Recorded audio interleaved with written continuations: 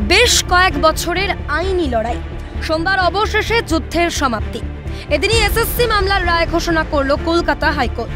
হাইকোর্টের নির্দেশে প্রায় 26,000 শিক্ষক অশিক্ষক চাকরি হারা হলেন। চাকরি প্রাপকদের জীবনে এহেন অভিশাপের জন্য দায়ী কারা? আপাতত এই প্রশ্নটাই ঘুরপাক খাচ্ছে রাজ্য রাজনীতির অলিন্দে। শাসক দলের বহু নেতা মন্ত্রী বিধায়ক বর্তমানে জেলে, কিন্তু দুর্নীতির কিংপিং কে? লোকসভা নির্বাচনের আবহে ক্ষোভ জমছে শাসক দলের অন্দরেও।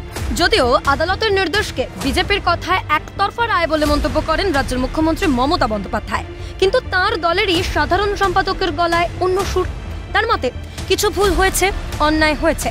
পাশাপাশি তার দাবি, পার্থ চট্টোপাধ্যায় এবং তার সহযোগীদের কাজের জন্যই বিড়ম্বনায় পড়তে হচ্ছে সরকারকে। এক কথায় পার্থ চট্টোপাধ্যায়কে দুর্নীতির অভিযোগে বিদ্ধ করেন কুণাল। এটা একতরফা রায় হয়েছে বিজেপির কথায়। যেহেতু ইলেকশন চলছে, আমি বলে রাখি আপনাদের, সরকার যা লড়াই করার করবে, কারণ ওর মধ্যে কোনো অন্যায়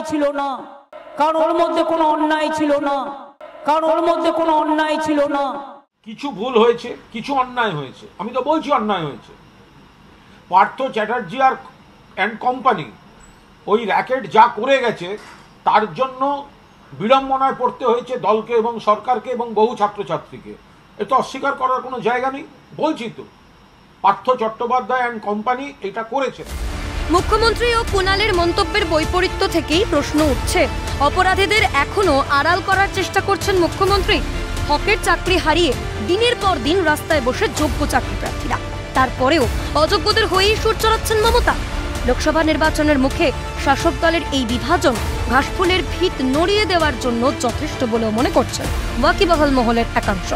এই প্রেক্ষাপটে দুর্নীতির দায় নিয়ে মুখ্যমন্ত্রীর পদত্যাগ করা উচিত বলে দাবি করেন বিজেপির রাজ্য সভাপতি সুকান্ত মজুমদার। সবথেকে বড় কথা, এটা এমন একটা ঘটনা, যে ঘটনা গোটা পশ্চিমবঙ্গকে আমার মনে হয় এই ভোটের আগে আরেকবার ভাবার জন্য বাধ্য করবে। 25,000 যুবক যুবতী তাদের চাকরি চলে গেছে, 25,000 পরিবার অথই জলে পড়ে গেছে। কে বাঁচাবে? বা এই 25,000 পরিবারের দোষ কি? সবটা কি তাদের দোষ? কারণ এখন তো বাজ বিচার করা যাচ্ছে না, কে সৎ কে অসৎ, কে টাকা দিয়ে পেয়েছে, কে টাকা না দিয়ে পেয়েছেন, নিজের যোগ্যতায় পেয়েছেন। সেই বাজ বিচার করার যে ওএমআর শিট, সেই ওএমআর শিট নেই। কোথায় গেল সেই ওএমআর শিট? দায়ীকে? মুখ্যমন্ত্রীর উচিত এর নৈতিক দায় নিয়ে পদত্যাগ করা। উল্টে উনি চোরের মায়ের বড় গলার মতো চিৎকার করছেন 10 লক্ষ চাকরি তৈরি আছে। চাকরি তৈরি আছে মানে এই 25,000 চাকরি আপনি বাঁচাতে পারছেন না। মুখ্যমন্ত্রী এখনো কৌশলগত অবস্থানে হাঁটলেও তিনি যে এদিনের রায় যথেষ্ট অস্বস্তিতে, তা তার শরীরী ভাষা থেকেই স্পষ্ট। দুর্নীতির বেড়াজাল সরিয়ে সূর্যোদয়ের অপেক্ষায় রাজ্যবাসী। ক্যালকাটা নিউজ।